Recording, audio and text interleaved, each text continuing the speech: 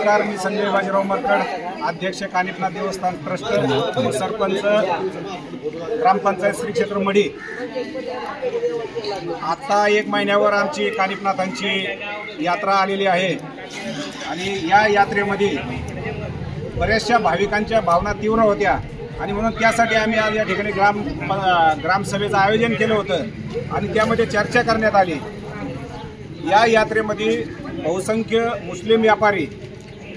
या ज्या आमच्या गावाच्या परंपरा आलेल्या आहेत। आमच्या देवाला 1 महिनाभर तेल लागलेलं असतं, त्यावेळेस आमचा जो दुखवट्याचा कालावधी असतो, या कालावधीमध्ये आम्ही कुठल्याही प्रकारचं तळणे, लग्न कार्य, शेतीचे सर्व कामं आम्ही बंद ठेवलेले असताना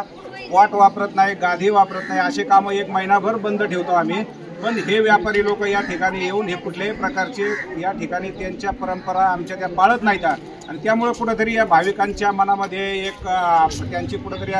भावनांना ठेच बसल्यासारखं या ठिकाणी वातावरण होतं आणि म्हणून आज आम्ही या ठिकाणी ग्रामसभेचा या ठिकाणी ठराव घेतलेला आहे की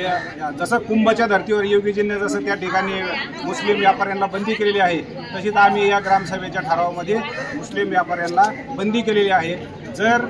जो माणूस कुंकू लावित नाही त्याने आम्हाला कुंकू विकावं, एवढं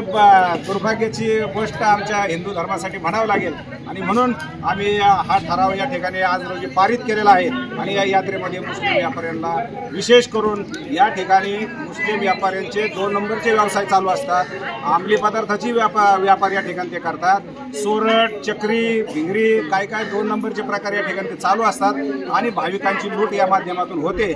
एवढंच काय, पण अगदी त्या भाविकांना मारहाण सुद्धा या ठिकाणी झालेली आहे, म्हणून त्यांच्या मनामध्ये बी हे भीतीची वातावरण या ठिकाणी होतं आणि म्हणून आम्ही त्यांचेही पत्र आमच्या ग्रामपंचायतला या ठिकाणी उपलब्ध झालेले आहेत आणि त्या आधारे ग्रामसभा बोलवली आणि हा ठराव आज रोजी पास केलेला आहे।